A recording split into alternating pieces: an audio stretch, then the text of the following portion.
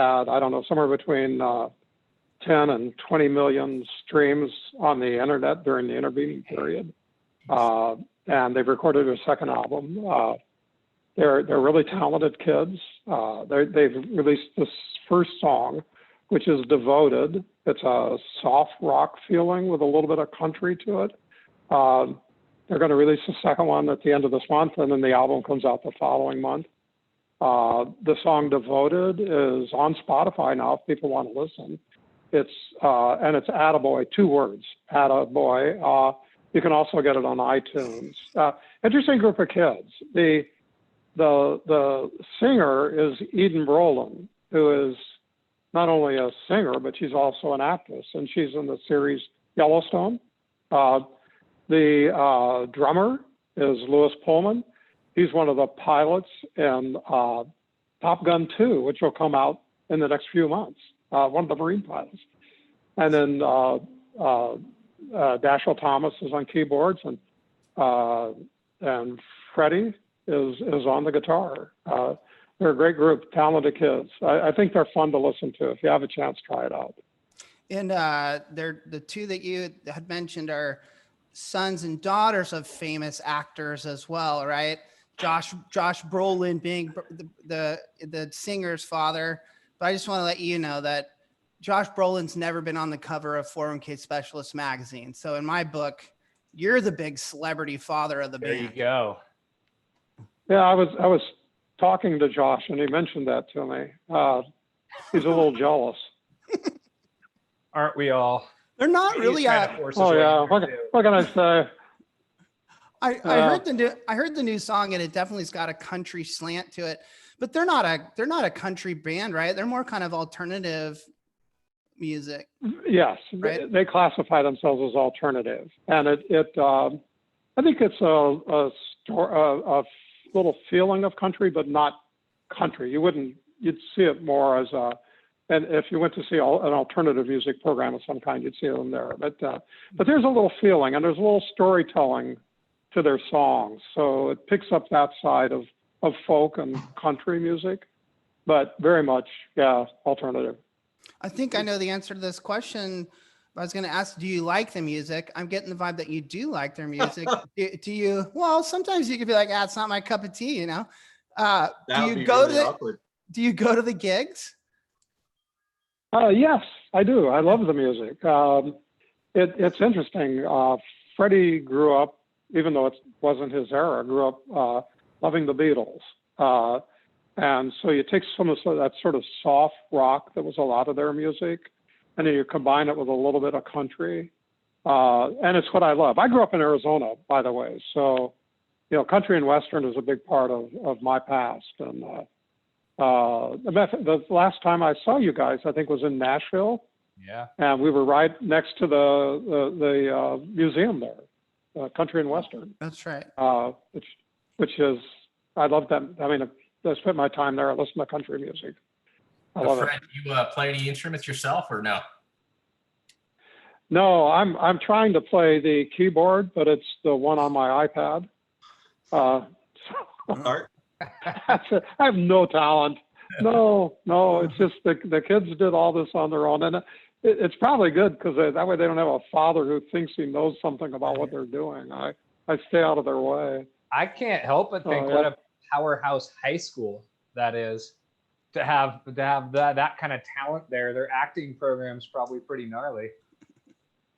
Yeah, it's interesting. It was it's a high school where people in the entertainment industry who don't want their kids out, being highly publicized, highly involved in the Hollywood's entertainment scene, send their kids. But the school, as a part of its regular curriculum, all of its classes have an element of creativity. And how do you present your ideas in a way that they're justified and try to do it in a creative way?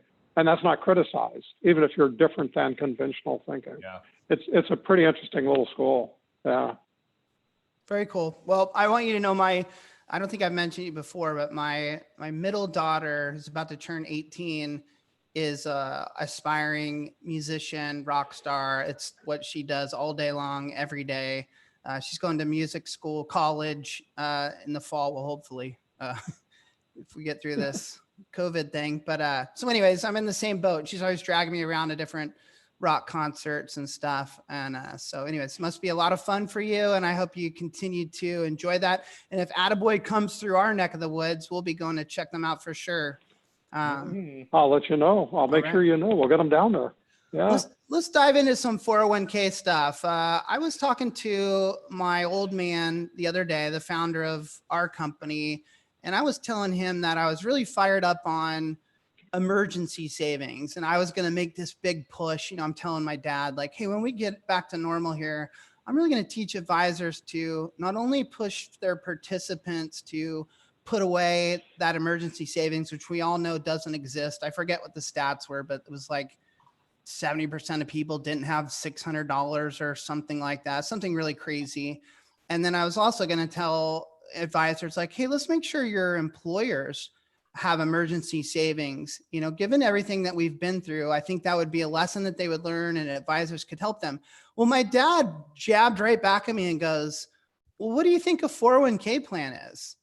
And I said, Dad, what are you talking about? Like, that's not an emergency savings. Your 401k plan is for your retirement. Like, you're not supposed to touch your 401k. And my dad goes, I think that's ridiculous. Like, if you've saved up this money in a 401k and you run into an emergency, why wouldn't you tap your 401k? And why is that so taboo? And then I'm exchanging emails with you literally like a week later, and you made mention to the same thing. So is that how you feel about it? Do you have like mind as my father, Fred? You know, yeah, after that wonderful introduction, I hate to disagree with you, but yes, I see it more like your father. It's but there's a real split of opinion in the 401k world about it. There's the line of thinking that says, hey, this is saved for retirement. It ought to be preserved for retirement. There's another line of thinking that says, wait a second, that's mainly made up of personal savings, money people have put in out of their own paycheck. So, yeah, I think, you know, looking at my kids, 26, 28 years old, if we couldn't help them, they might be evicted from their apartments, for example, because they couldn't pay rent. My daughter's a makeup and hairstylist in the entertainment industry. They're not filming. They're just not filming. And you can't do what she does without touching people. So she can't work. If she had a 401k plan with an account balance and had a chance, for example, to take one of those withdrawals because she was furloughed or laid off, then yeah, I think there are times when an emergency fund is really important. And 401k plans have been called on to do that. That's right. Cash, assets, money, funds. Here we go. Hey! Continue your thought. Yeah. So I'm more of the school of thought that says, hey, they ought to be able to do it. And what's happened is back in the Katrina period, they could do it. We have plan loan provisions. We have hardship withdrawal provisions. We now have the CARES Act provisions. I mean, you know, the debate is somewhat academic in the sense that legally it's already happened. And we're just debating now whether it's a good idea or not. But the next time, 10 years from now, another emergency comes along, we're going to have another act like this, and people will be able to do it. But JD, to get to a bottom line here, the question is it the right thing to do?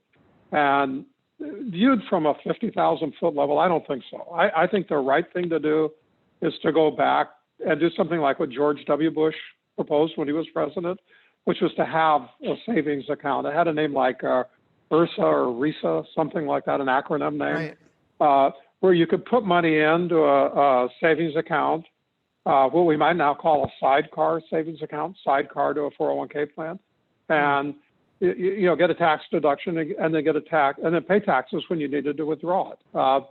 I think that makes a lot of sense. If I were going to make the policy, if I were king, that's what I would do. But we're stuck with what we have for the moment. And so where we are today, I fall on the side of, yeah, let people who really needed to have access to their own money.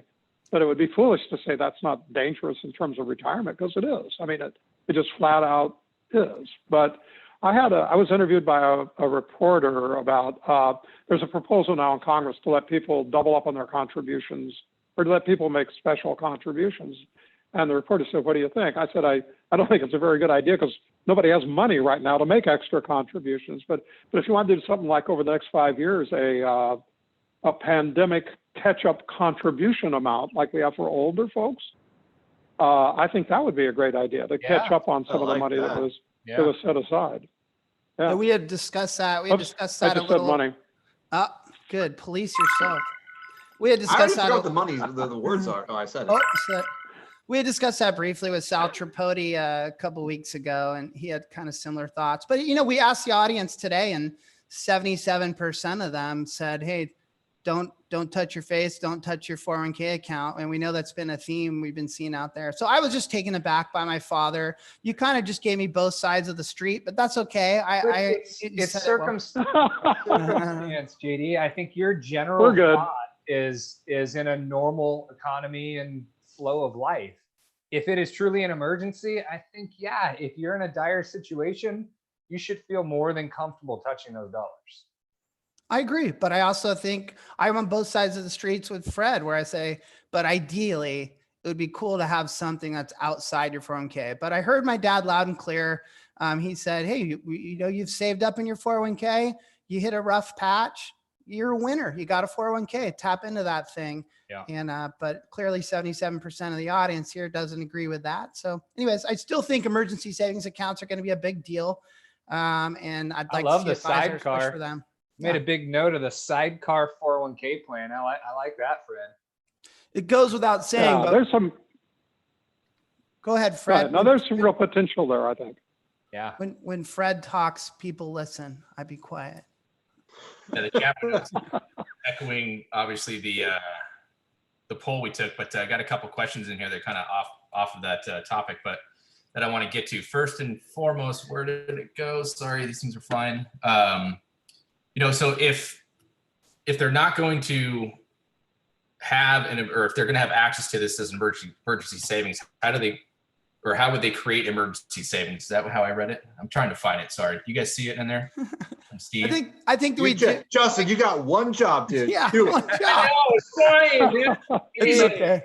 It's okay. What they're bringing up, Justin, is that the logistics of it are still not clear, and that's what Fred was talking about back in the day. We need the government to step in and say, hey, you can do it this way, and this is how it's dealt with from a tax implication standpoint. And we don't really have that yet. But I don't think you need to get so deep with all that stuff. I just think advisors can get out there and tell people to sock away $2,000 in a savings account somewhere and keep it for a rainy day or for an emergency. But anyways, I like the idea of it being tax beneficial to them, though. That's the way I envision this sidecar thought. Someone just wrote, it's not necessarily a new concept, but I'd not heard it. And I love that idea, especially if it's tax sensitive, to be able to set aside emergency funds for that specific reason and have a tax benefit for you. Which would be ideal. But after everything we've been through, if you're an advisor out there, I think you should be talking with plan sponsors once you get through all this about them socking away as an employer, 4 to 6 months of business expense, right? To keep their company afloat. And I think every small business owner will understand that after everything that they've been through, so they don't need to rely on a PPP or, a loan when times are stressful. If they could have that money socked away, that's the best way to run a business. It'll give them peace of mind. And I'd love to see advisors push that agenda. Fred, we like to break it up and have a little fun. We've got some more detailed industry topics to talk about, but we're going to play a little game first. We call this game the Who Is This game? Who is that? And we're going to play you an audio clip. Wait till the end of the clip and you give your guess. It's a movie of some kind. So you're trying to guess the movie that you're hearing. Okay, here we go, Brandon. Okay. And he's going to stiff me. And I say, hey, Llama, hey, how about a little something, for the effort, And he says, there won't be any money. But when you die, on your deathbed, you will receive total consciousness. So I got that going for me. Any guesses, Fred? I don't know either. I have no guesses. I know who that is. It's Bill Murray, right? Yes, that was Bill Murray. Caddyshack? Yes, that's Caddyshack. Yeah. That's a tough All one. right. All right, you get really an, known that. you get another shot. You get another shot, Fred. Here we go. Can you answer the question? No, it is a trick question. Why is it a trick question? Watch this. Because Chevy didn't make a 327 in 55. The 327 didn't come out till 62. And it wasn't offered in the Bel Air with a 4-barrel carb till 64. However, in 1964, the correct ignition timing would be 4 degrees before top dead center. Any guesses, Oh, Fred? God. JD, I give up before I even start. That's my cousin Vinny with Marissa Tomei talking there. And all you got to do now is cheat, Fred. Just look at the chat bar because everyone keeps spitting out their answers. We'll do a third one. Here we go. Okay. Well, somebody give me the answer here. Nevin says it is a lawyer movie. You should have got that. All right, next one. Yeah, I should have. I don't know which one to go with, JD. Just take a stab. Maybe one that's easy. Yeah, that'd be Okay. incredibly easy. All right. You're gonna need a bigger boat. Come on, Fred. Come on, Nevin. Jaws. Yes. Maybe that's I go right to the chat. Why do I feel like Fred was cheating right there? He's like, come on, Nevin. Jaws. All right, you're one for 3. Good job, Fred. Good job. I forget what Nevin's stats were, but he was pretty bad at that game as well. So, right, Mark? Very bad, yeah. Let's go to another topic that I think is on front of mind for everybody.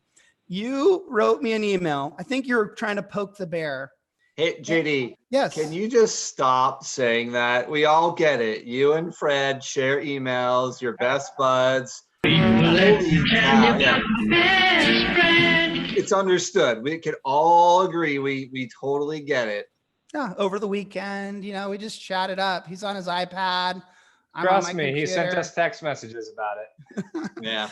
Yeah, I did. You guys. You wrote this.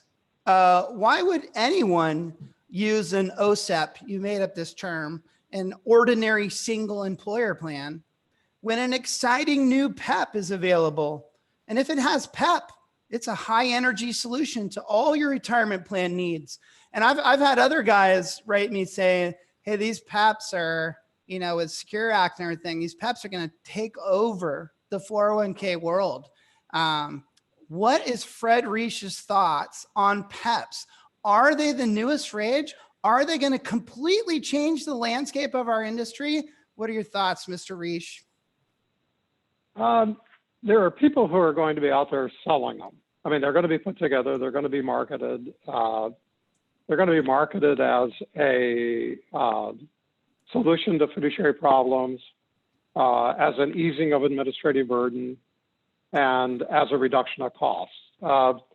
I'm not sure that you can really do all 3 of those, but that's going to be the approach. I think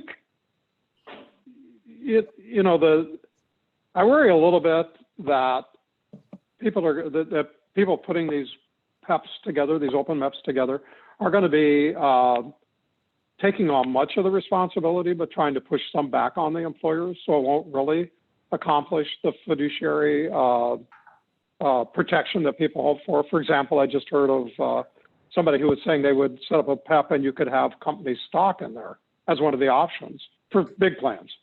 And I don't see a third-party fiduciary taking on fiduciary responsibility for company stock. It's possible, but I don't see it. But so I think we're going to have to really watch them carefully as they're developed and make sure that they do, in fact, take on all that responsibility. The place that they might make sense, at least initially, is for relatively straightforward plans with a relatively standardized investment lineup. There they will transfer most of the fiduciary responsibility, and they'll a lot of the administrative responsibility. So I think the selling points are pretty good. Here's my On the other hand, problem. when you get to really Here's my problem with some of that, Yeah. Fred, though, is that all of those things that you've mentioned so far, and I know you're not the ambassador for PEPs, so I'm not attacking you, but all those things you've mentioned so far can be done in a regular 401k. Like you can outsource fiduciary responsibility. You can have a 338. You can have a 316. In there, my point to these PEP admirers is there's really nothing that you can do in a PEP that I can't do in a regular 401k, aside from the fact of pooling together to minimize your audit costs, which is a whole nother story, which we could talk about. But I just don't think, name one single thing that a PEP does that I can't do in a 401k. Any of you? No, I think that's true. But there's two ways to think about them. One is the way they used to be, because we had open MEPs before. People forget that we've already had them, and they didn't take over the world. Right. Thanks.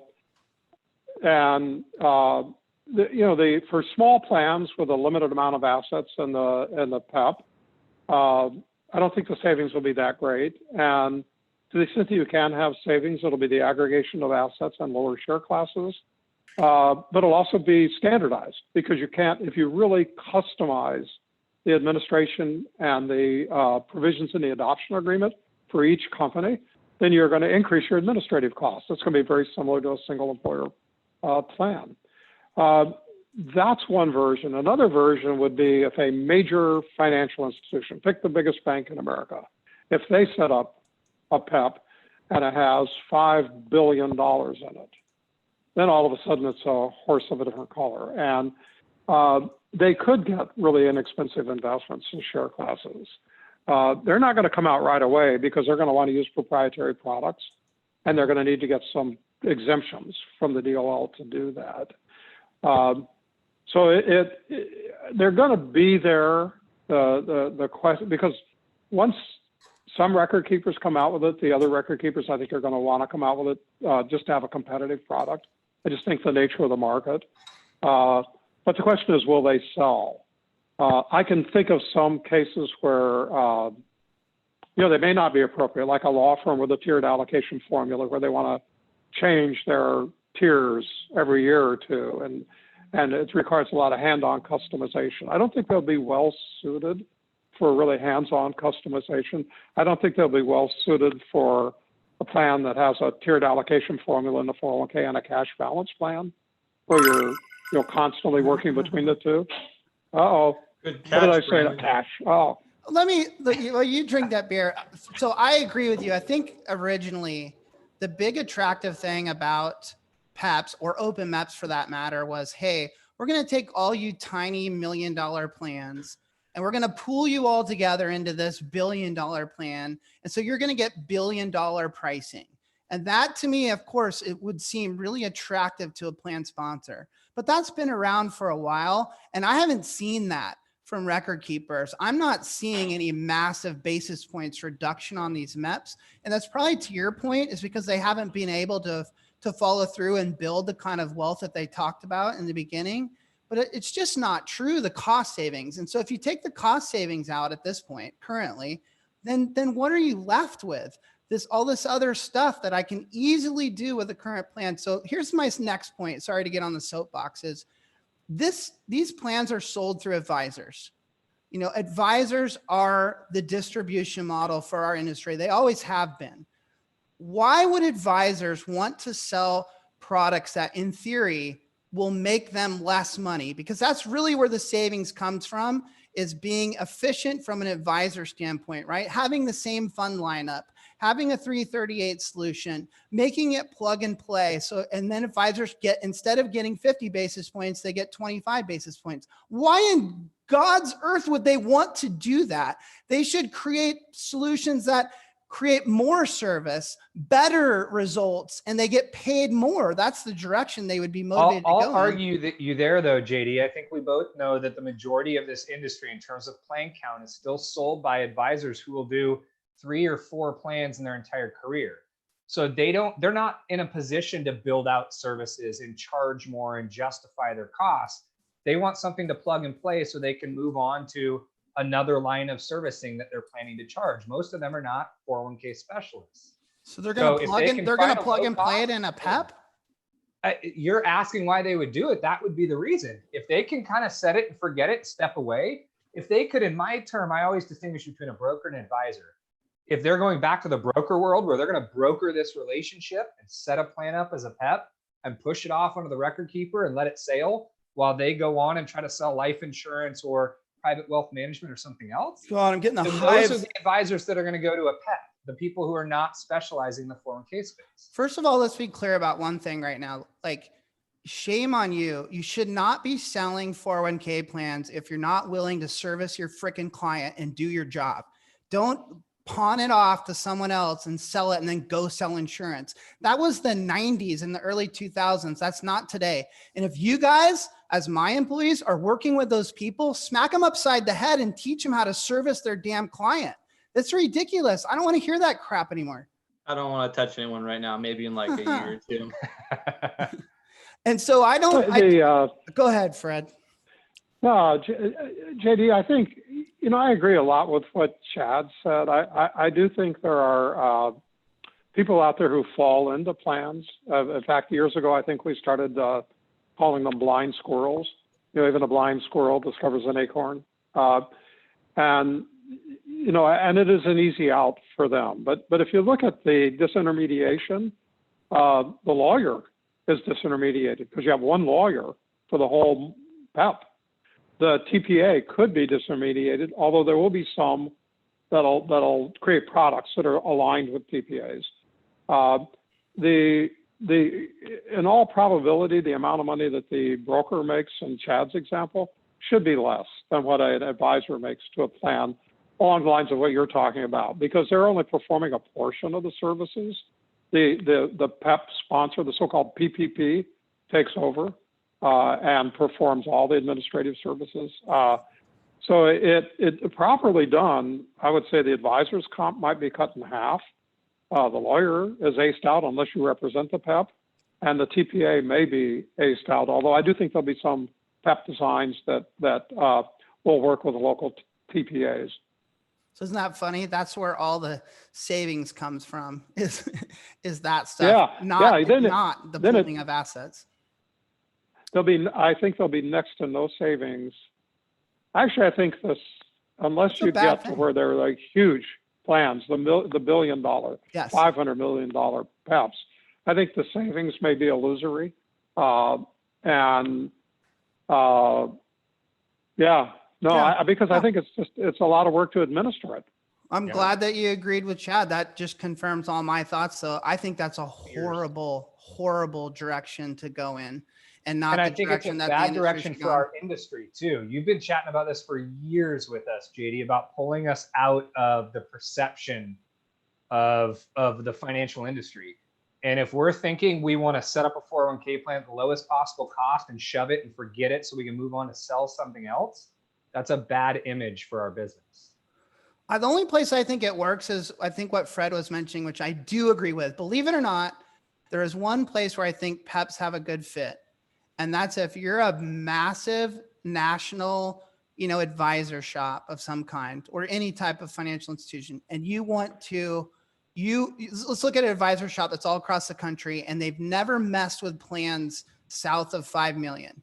They're just not profitable for them. But now they've decided, hey, if we create our own PEP with Record Keeper X and whatever, we can create a simpler solution for these smaller plans that we never used to go after, and we don't mind making half of the revenue that we used to make because we're going to do less. I think those will exist. I think those will flourish, and I think you'll see some big ones out there. But this whole concept of PEP being the answer to everything and taking over the industry, I just want to reiterate what Fred said earlier. We've had open maps for a while. I have not seen that happen at all. And I call BS on the fact that PEPs are going to change the industry. That's my personal opinion. I would agree. What was your thoughts, Chad? You had conspiracy theories before. Enlighten us. Fred might be interested in this, where you thought that vendors creating PEPs might be motivated to do some evil things. The question that was asked to me was, will it really create an impact? And I started to think and sit back of who would want this from the industry. Would it be advisors that want to create their own MEP or PEP to try to aggregate some clients and create some efficiency? And I said, no, I don't think so. I think those that would really benefit from this would be a record keeper that looks and says, hey, we've got 30,000 plans under $1 million. What if we opened a PEP or a MEP, and by moving all of these over, showed a pricing concession? But the evil side of that is now we can put them heavier into our proprietary funds. Yikes. And so the thought is move all these plans in, throw in a couple proprietary funds so we can drive down costs. And we're doing this all under the voice of a MEP or a PEP, which everybody's excited about. Yeah, Chad, I agree. To me, there are three defining characteristics of the ideal PEP sponsor. They are a record keeper is number one. Number two, they have proprietary products, so they have an alternative way to make more money than record keeping would ever pay them. That was you, Fred. I'm gonna say I'm gonna have to take one for because I really want to try this. I asked Brooke to bring me in a bottle of alcohol. She brought me in strawberry lemonade Zvedka. All right. So Dad, that's my punch. For my birthday 2 years ago. It's been sitting in your cabinet. Well, now you know how often I drink that. Sorry, go ahead, Fred. Yeah, just to finish the story. Number three is that they have a distribution system. Think of the nation's largest wirehouse broker dealers. They could possibly have all three. For example, if they're affiliated with a bank, as one of them might be, then that gives them everything. It gives them a record-keeping system. It gives them proprietary investments that do not start with F, and it gives them the distribution system through all the brokers. So that can make some sense there. And they don't have to gear up for it as much as everybody else does. And they have the primary source of money, which are proprietary investments. Yeah. Fred had the word of the episode again, but it's all right. No, I agree with you. I think that's the type of shops where it's going to fit. We can put this subject to rest now, but I still believe that if you put yourself in a point of sale, let's not forget that you still have to educate plan sponsors. You still have to go in there and sell this stuff. And the stats, 76% of the audience says that they're not buying this PEP thing. And 25% of you. Yeah, no way, Jose. So let's move on. Mark. Hold on, JD, quick question that came in. Fred, quick answer for us on this one. As far as CRDs are considered, there are some folks out there in the community that are recommending someone who qualifies for a CRD that they take that distribution in an effort to roll those dollars over to this advisor and invest it as a private wealth client. That's the question that came in. Is that a best interest scenario? Do you feel like that's a good thing, or is that a bad thing? Yeah, right now, if that advisor is an investment advisor, they're subject to the best interest standard of care under the securities laws. If they're a broker dealer, they become subject to the best interest standard of care for rollover recommendations on June 30. So they're not quite there yet. And that's significant because there's a whole process laid out for a rollover recommendation and the best interest Reg BI issued by the SEC. Yeah. That aside, I worry about that. The analysis, regardless of whether you're looking at the SEC or the DOL or just common sense, says that a rollover involves consideration of at least three things.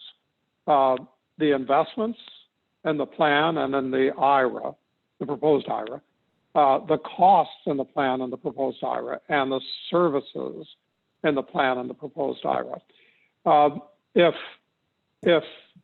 Almost inevitably, the cost in the plan will be less. And so you're going to have to look at the services that are going to be offered to you. If you're in a good quality target date fund with, close to it, I didn't say that. I said investment, honest. This isn't recorded, is it? You said TDF. You said TDF. Okay. It could be low cost. It could be the money's well invested. It could be that the advisor has Money. Oh, Brandon is on you. We got Fred Reish on the show, but because we play the silly drinking game, he can't even finish his sentences or thoughts. I know. Let me talk slower. If the IRA is really expensive, and if all the advisor is going to do is manage the investments, and there's not a whole host of services being offered as well, you have to question, is that worth it? Why wouldn't it be better to stay in the plan? So it really involves a more detailed analysis, but being a lawyer, I start off skeptical. Yeah. And I would worry about that because it has, I'm not saying it is, but it has the feeling that it could be a scheme. And I don't like that. I don't like somebody's taking advantage of a difficult situation. For sure. Yeah. It seems hard for me to find reasoning to where it would justify that recommendation. Unless you're going to do something really creative with those dollars, and that truly is in the right or best interest of that participant. But that's interesting. Too slippery. Chad, Amy, were you saying that the participant was requesting this, or the advisor was advising the participant to do this? The question was proposed to us on the chat bar, but it essentially sounds like the advisors are recommending this to a participant. Well, Amy, and our advisor is saying, "I'm running." He called it a Mike Tyson punch out. Like, I'm running. I'm getting as far away as I can from that kind of thing. Amy chimed in and said, "Aren't these CRDs supposed to be for financial emergencies? Affected." Yeah. But that's not what it states. It says that you have to qualify, right? And if you've tested positive, you qualify, regardless of whether the need. Yeah. Is, right? There's no use rule that you have to use it for something like to pay your rent or to get no. Yeah. Okay. And Nevin's got it. The pitch is, let me get you out of this cruddy 401k plan where you have this core menu and that's all you can choose from. And let me get you into my portfolio where I have access to all these wonderful investments and SMAs and all this other stuff. Yeah. Sketchy. Anyway, all right, Mark, you are in charge of a game. It's called Mark's Game. You got a title for it. What is it? Let's go. I can't believe we're still doing this, but yes. Okay, Mr. Reish, on this show, we now play a game. It's called Is It Lame or Are You Game? It's basically yes or no questions. I might throw a curveball and ask a hypothetical, which I will. And it's just meant to have a little fun. So I've got some questions. I will always start with our guest, and then I'll go to the rest of the guys on the show. So here we go. Thanks to a big fan of the show, Blake, he reminded me of something we used to do back in the day, which included me, unfortunately, chugging a Smirnoff Ice. Fred, are you familiar with the term being iced? No. Okay, so what happens is you can just present somebody, say this Dos Equis Amber is a Smirnoff Ice, delicious beverage, and you give it to them and you say, you've been iced. They have to get down on one knee and chug the entire thing on the spot. Could be anywhere, anytime.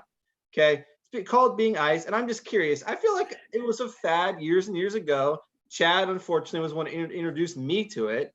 I got suckered into it on our show for years and years and years.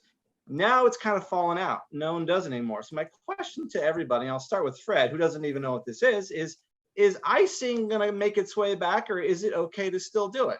Is it lame or are you game? Lame. Okay. I'll go to Chad next. I agree. It's lame. Great marketing pitch by those folks at Smirnoff, but JD? I never thought that I would be disagreeing with my BFF so much, but I think it's super cool. I like it. I think it should make a big comeback. So if you got a knock on the door right now, wherever you are, and someone presented you with a Smirnoff Ice, you would do it. Oh, totally. Okay. Justin? you have to do it. That's not the question. I love pranks, and god dang, great. Justin's the one, Mark, though he has done it, where he brings you a 40-ounce Smirnoff Ice instead of like a regular small one and says, I just mailed you a six pack. I don't think that's it's really what it is, man. It is what it is. It's really fun to be on this show with all you young guys who can do that stuff. We're not as young as you think. My problem is if I did that, I would end up on the floor. I would never get up again. So that's lame. Let's move on. All right. How about this one? This is real simple. And Fred, I'll start with you again. Puzzles. Are they lame? Are you game? Puzzles? Puzzles. Game. I kind of figured that, JD. We have gone through, no lie, probably 7. We've got them laid out on the pool table at my house, and my wife and my mother-in-law are the only ones that work on the puzzles. I think they're effing lame. Okay, Chad. My wife is addicted. I'm going to say it's somewhere in between, but because I value my marriage, I'm going to say it's game. Justin. Not a fan. Mark. I feel like Brandon has something to say. Yes. What are you going to say? Is this specifically jigsaw puzzles? Yeah. Oh. Okay, yeah, then lame. I don't like jigsaw puzzles. All I know now is I'm sure all the puzzle companies really wished years and years ago they decided to produce these by the millions, because they're going for a hefty price on Amazon if you want one. So Mark, I'm going to regret doing this, and I'm going to do it quickly, but this is my birthday present from my wife. We did a puzzle last night. For those that are on this list, this was our Christmas card this year. It's hard to see, Chad. Oh, no. We puzzle? What does that have to do with puzzles? It's all of us nude on a beach like this with our private parts covered up by wreaths. So that is a puzzle that we put together at our house last night with the kids. So puzzles are game. Chad does some creepy Christmas cards, that's for sure. All right, go on, Mark. Okay, next question is, well, when JD shared the email chain, Fred, that you and he shared over the weekend, we get it. I noticed something. There was no signature line, which I know drives Chad crazy if he tries to get a hold of you. But my question is, are you game or is it lame to have a massive email signature with all this rubbish that nobody cares about? You mean like it's lame? It's lame. Are you referring to like little inspirational quotes and like? I don't care what it is. If it go this way, go if people that have way. Disclosures, they've got to run. Like the only ones that are super long are when they're like, "Oh, investments offered through, and this is not investment advice." Okay, Chad. Then how about you answer the question? I think a long one is lame, but if you don't have a signature in your email, Mr. Reish, it drives me absolutely batty. First of all, yes, go. All right. No more. We're gonna move past this. I didn't get an answer. Oh, sorry. Go on. When you're a baller like Mr. Reish, you don't have to have a freaking signature on your email, Chad. Everybody knows who he is and they know how to get a hold of him. All right. I got 2 more. I know you guys want me to be done with this, but too bad. This is a question directly for Fred. If you could have a tattoo, okay, of any of our names, so JD, Justin, Chad, or myself, on your arm, visible for everybody, for when you're wearing your tank tops running on the beach, who would it be? And before you answer that question, I'm just going to quickly show you the one I went out and got today.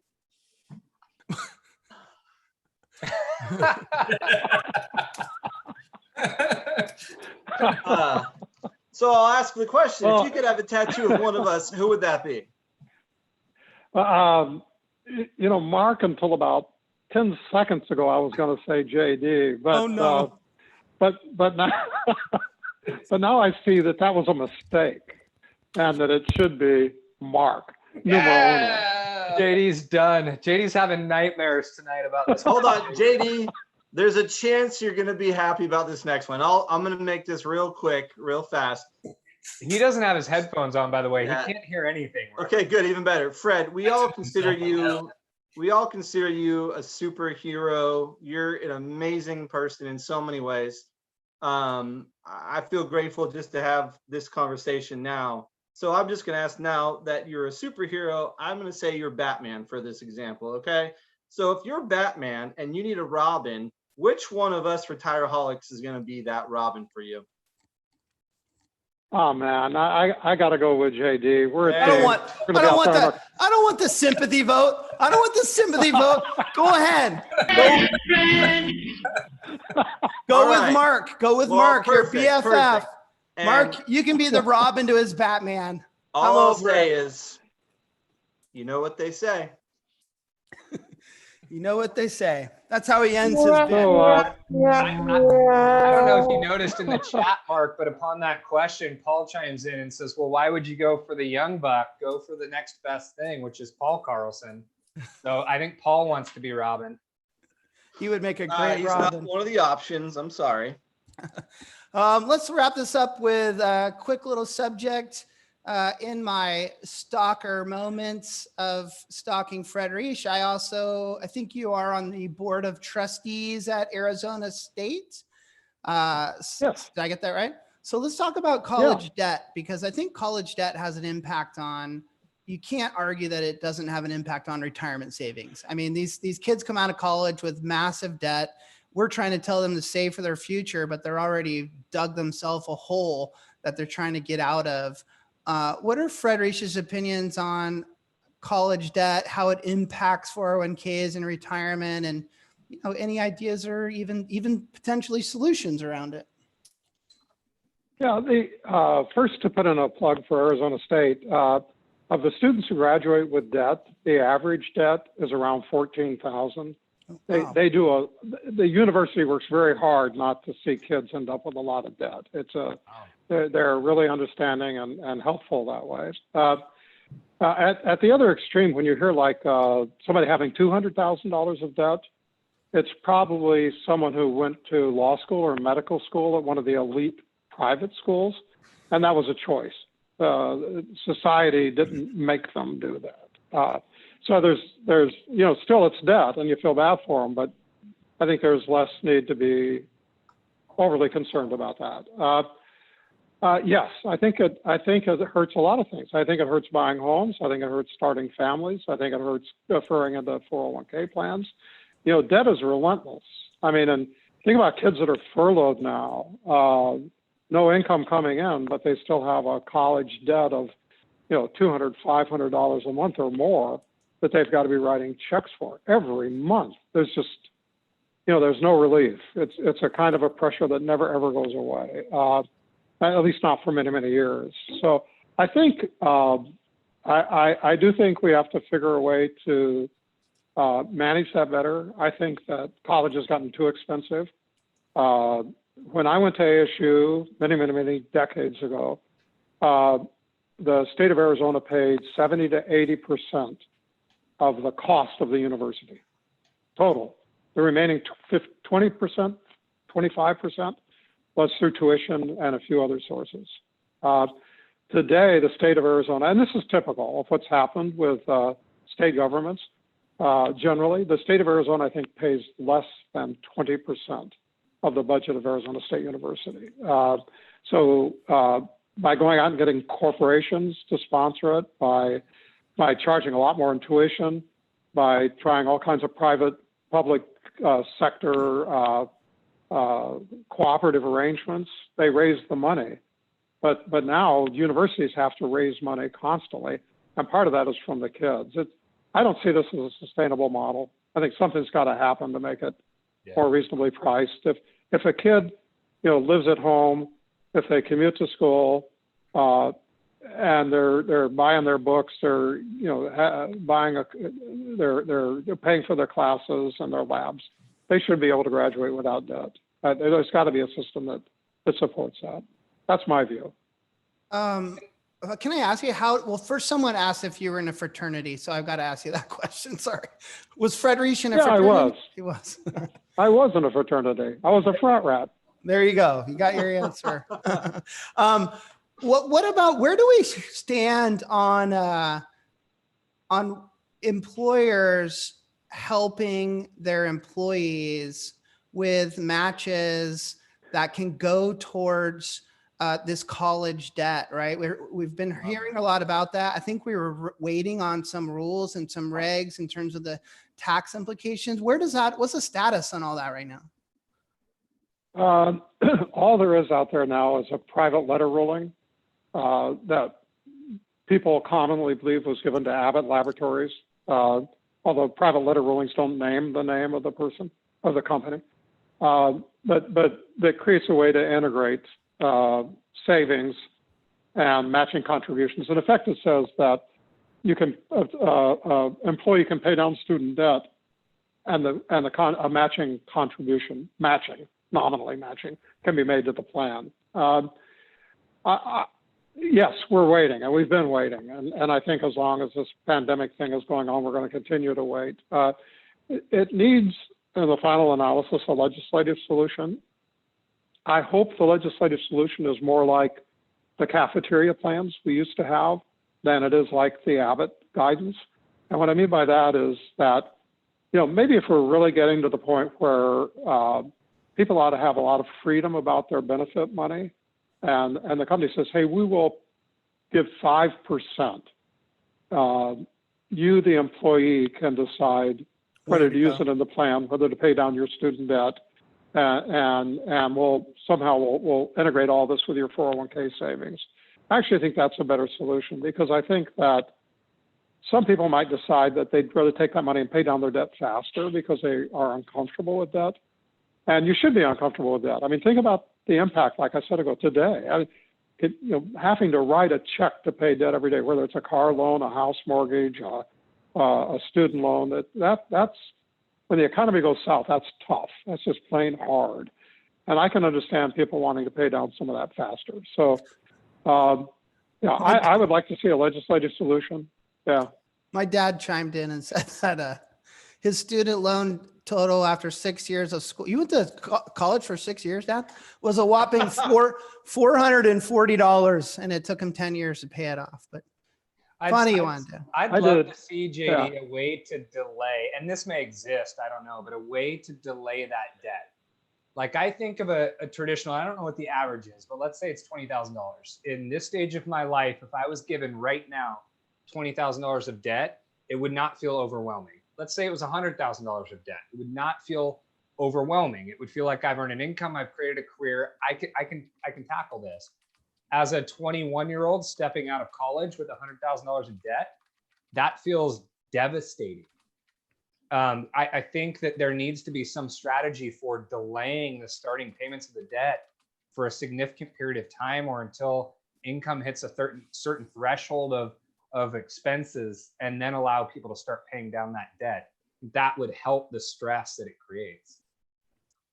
Hey, Chad, I agree. The thought I've had, there's a program, Teach America, I think it's called Teach America, where teachers can, for a year or more perhaps, be involved in their community, make very little money, but have a lot of their debt reduced for their college debt. I think if you take that and combine it with something like the Peace Corps from when I was a kid, where kids can do a year or two of public service for their country through some organized effort like the Peace Corps, like Teach America, and I think that would also be part of the solution. I do agree with deferring. That's right for some people, that maybe if you're a doctor, you want to get on with your career, or maybe you want to go into public service for a few years. But have a choice where people can, through public service, also reduce their debt.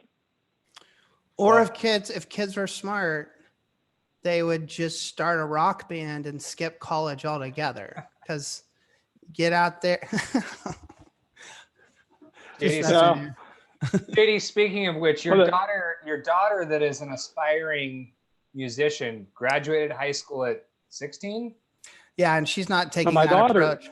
Go to friends. No, my daughter's a makeup artist and hairstylist in the entertainment industry.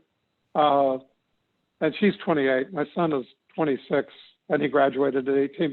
But then he went to the Berklee College of Music in Boston. Oh, yeah. Which is a fabulous school, extraordinary school. Yeah. That was my daughter looked at that. That was one of the choices she's going to go to. She's looking at go ahead, Chad. Not something, sorry, I'm going to derail this, but it just blew my mind. I think it was Monachino that wrote it, although it doesn't show me the full name on here. But he said colleges are more interested in paying athletes. And I'm assuming what you're trying to say, which just was a light bulb for me, is that we're talking about student debt for the average college student.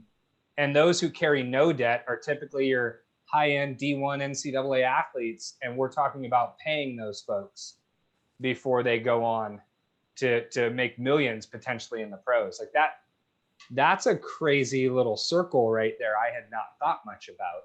We're going to pay those that carry no debt and increase the debt in all likelihood of those that are going to step away from college with a heavy bill to pay. Brandon could chime in. He doesn't have to, but Brandon was filling me full of conspiracy theories where a lot of these big Ivy League schools, he's claiming they don't even need the tuition and all that to float their boat. Like they make plenty of revenue in other areas, and they're just charging it to almost keep up a wall, or keep this elitism to their program that they really financially don't need the money, that's a shocker.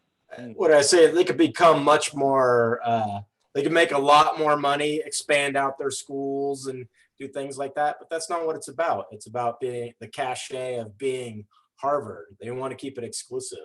There's no reason to educate more people and make more money. It's about being Harvard, and you're one of a small group that got to go. That's my theory. Conspiracy theorist brother. Well, when I went to Harvard, I didn't mind. What? You want to see my degree? Hey, we've had Fred on for an hour. Make me one real fast. We have had Fred on for an hour, and he shared with us about his kids and their work and their bands and their hairstyling. He has helped us out talking about PEPs. We've talked about college savings. We talked about, what did we start with? Emergency savings accounts. We appreciate it, man. Thank you. You literally are a living legend and an icon in our industry. And so to spend some time with us, drinking some Dos Equis and talking shop, you've made our day. And even though that you're Mark's BFF and not mine, I'm okay with it. I'll move on. It'll be fine. We love you, Fred. Thanks, hey, JD, thank you so much. And Thanks, Fred. This is just for the show. You really are my favorite. We'll edit out the part. Brandon, can you please edit out the part where he said I always get edited out. I'm used to it. All right, everybody. Thanks, guys. Thanks for tuning in. Thank you. Amy, Bo, Cheers. Blake, Brandon, Carol, Chris, Montecino, what's up? Gabriella, Gary, Jim, John, Kevin, Lauren. Thank you, Fred. Good night, everybody. Hi, guys. Take care, all. It's impossible. I've gone days and not a word. It's unreal. The blank I draw from what's preferred. It's incredible what it is you seem to like. It's untrue. I just grow up and face the facts.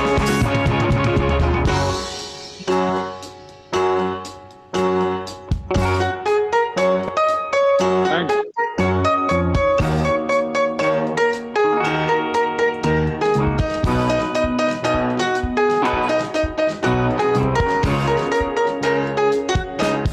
When the storms are coming this way, that's the time we got now. When the ground begins to shift, we'll wait for them to get loud. We'll wait for them to get loud. It's